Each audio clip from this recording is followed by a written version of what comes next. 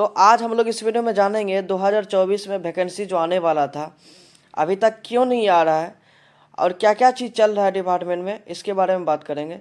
यहाँ पे देखिए ऑनलाइन फीडबैक मांगा गया है सारे चीफ पोस्ट मास्टर जनरल से रिगार्डिंग ऑनलाइन इंगेजमेंट के लिए। मतलब जब ऑनलाइन इंगेजमेंट होता था तो क्या क्या चीज़ पहले होता था और क्या क्या चीज़ चेंजेज होना चाहिए, तो इसके लिए फीडबैक मांगा गया है।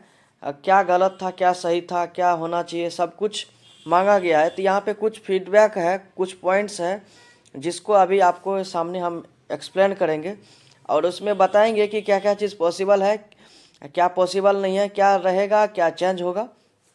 आप देखिए, ठीक है, वीडियो को पूरा देखिए और तब समझ आएगा कि क्या क्या चीज़ होगा। अभी देखिए 2024 में वैकेंसी आने वाला था, रुका हुआ है। रुका हुआ है इसी वजह से शायद रुका हुआ है, ठीक है, क्योंकि अगर आने का रहता तो आ ही जाता वैकेंसी। तो अभी देखिए 25 तारीख तक बोला गया था फीडबैक देने के लिए, और जैसे ही फीडबैक मिलेगा वहाँ पे, जैसे ही फीडबैक मिलेगा डायरेक्टर जनरल को, वो सारा चीज़ चेंजेस करेंगे, ठीक है। यहाँ पे देखिए issue related to online engagement. First number में देखिए number of schedule during a year, 1 schedule yearly basis और 2 शेड्यूल हाफ ईयरली बेसिस। देखिए उनसे फीडबैक मांगा गया है कि क्या ऑनलाइन इंगेजमेंट जो है सालाना बेसिस पे, मतलब ईयरली बेसिस पे होना चाहिए या हाफ ईयरली बेसिस पे।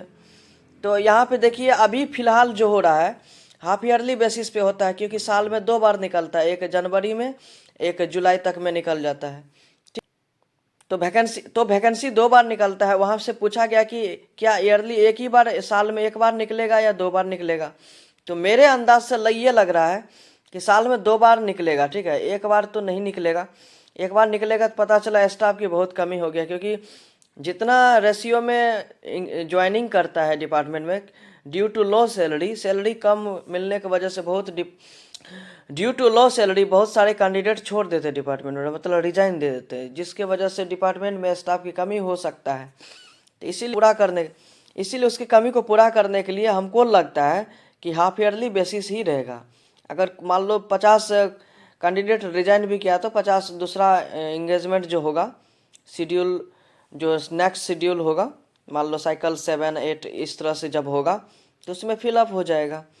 तो यहाँ पे देखिए सेकेंड पॉइंट में क्या लिखा हुआ है, provision for candidature acceptance in case minor spelling errors in candidate name, father और mother name in online application.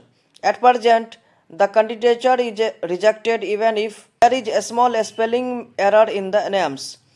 कहने का मतलब है कि अभी जो पहले जो जैसे साइकिल 5, 6 आया है, उसमें क्या था कि थोड़ा सा भी नाम में गलती हो गया या फिर फादर्स मदर्स नेम में नाम में गलती हो गया ऑनलाइन एप्लीकेशन भरने वक्त, तो उसके कैंडिडेचर को, मतलब उसके फॉर्म को ही रिजेक्ट कर दिया जाता था, एक्सेप्टेंस नहीं होता था। तो यहाँ पे सलाह मांगा गया है, यहाँ पे फीडबैक मांगा गया, क्या उसके जो नाम जो ऑनलाइन एप्लीकेशन में मान लो जल्दबाजी में नाम वगैरह सब गलती भर दिया है, थोड़ा सा मिस्टेक्स हो गया है, स्पेलिंग मिस्टेक्स हो गया, क्या उसको रिजेक्ट कर देना चाहिए कि नहीं देना चाहिए। तो अब जो है थोड़ा सा गलती भी होगा तो उसको एक्सेप्ट कर लिया जाएगा, ठीक है, और जिसके वजह से स्टाफ का शॉर्टेज नहीं होगा। क्योंकि देखिए अभी जो साइकिल 5, 6 हुआ था, इसमें इस सब के वजह से नाम मिस्टेक्स के वजह से, छोटा मिस्टेक्स के वजह से रिजेक्शन हुआ, जिसके वजह से बहुत सारी परेशानी हुआ इंगेजमेंट के टाइम, मतलब रिक्रूटमेंट में। तो इस प्रॉब्लम को सॉर्ट आउट जल्दी से हो जाएगा। अब थोड़ा सा भी मिस्टेक्स भी होगा तो चलेगा।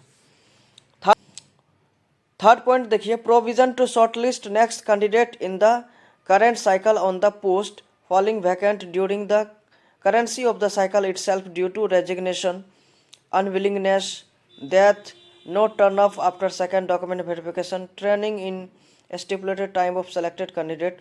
At present, if candidate has reported to the engaging authority but thereafter is unwilling or does not report or further activities, that is training, the post can't be filled up in the current cycle.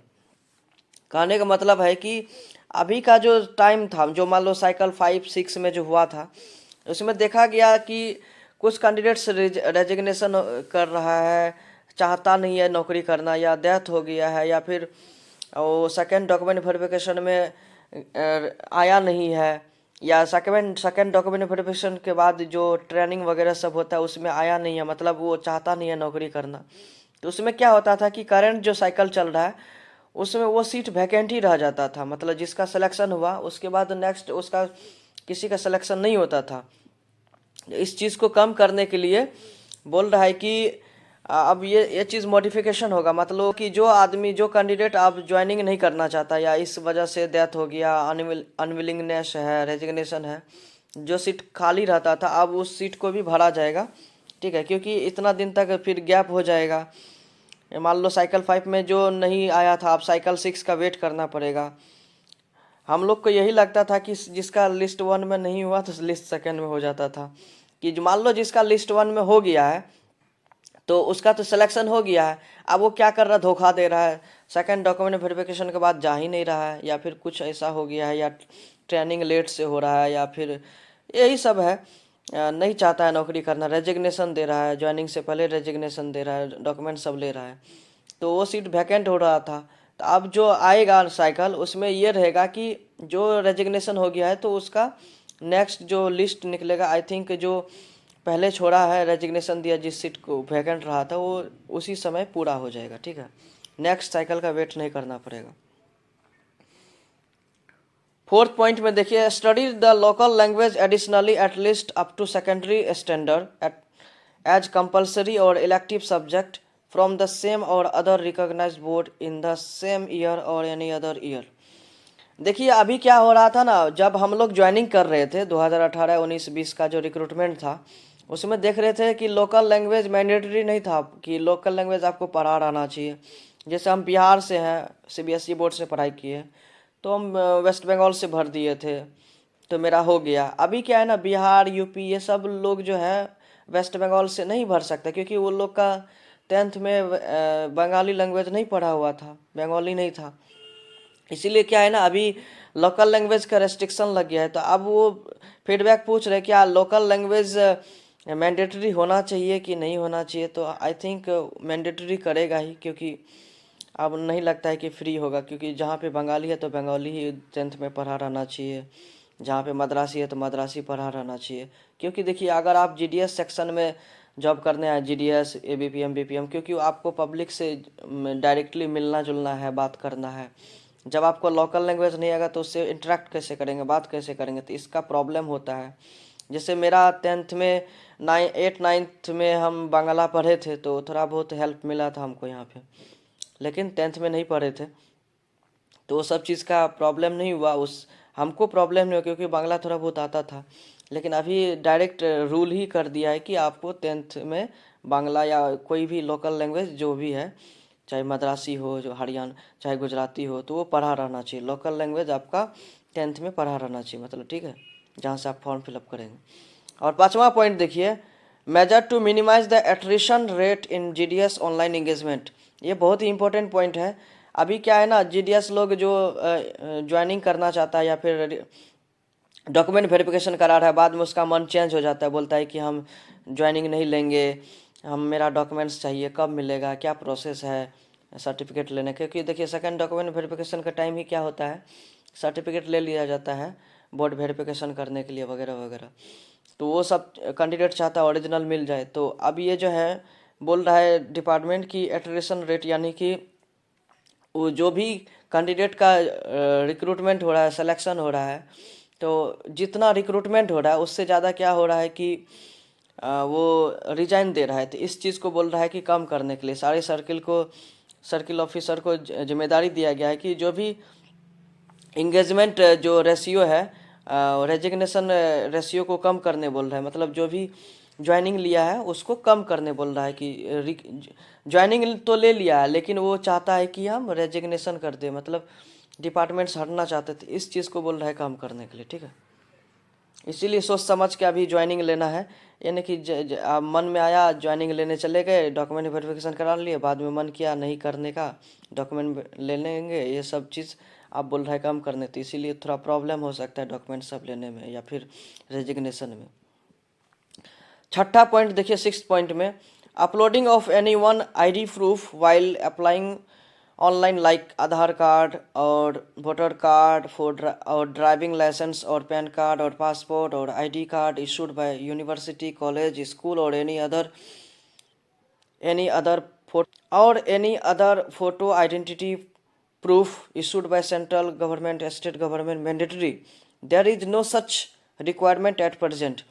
मतलब कहने का मतलब ये है कि अभी जो online engagement हो रहा था जैसे साइकिल 5 4 ईयर में 6 में, उसमें देख रहे थे कि जब ऑनलाइन रजिस्ट्रेशन किया जा रहा था या फिर ऑनलाइन इंगेजमेंट किया जा रहा था तो उसमें कोई भी जो आईडी कार्ड होता है उसका वो फ़ोटो नहीं मांग रहे थे, सिर्फ आईडी आधार कार्ड का नंबर देने से हो जाता था। अभी क्या बोल रहे हैं कि अपलोड करने के लिए जो भी आइडेंटिटी कार्ड है, चाहे पैन कार्ड हो, आधार कार्ड हो, वोटर आईडी कार्ड हो, चाहे ड्राइविंग लाइसेंस हो, चाहे कोई स्कूल का कॉलेज का कार्ड हो या फिर स्टेट गवर्नमेंट का आइडेंटिटी कार्ड हो या सेंट्रल गवर्नमेंट का, तो वो अभी अपलोड करना मैंडेटरी नहीं था, लेकिन अब बोल रहा है कि मैंडेटरी हो सकता है। ठीक है, तो ये इम्पोर्टेंट चीज़ है, ये अब होने वाला है, जो पहले नहीं था अब हो सकता है। ठीक है, 7th पॉइंट में देखिए, 7वां पॉइंट में opportunity to afford time to submit caste certificate in the prescribed format that is central government format SC ST OBC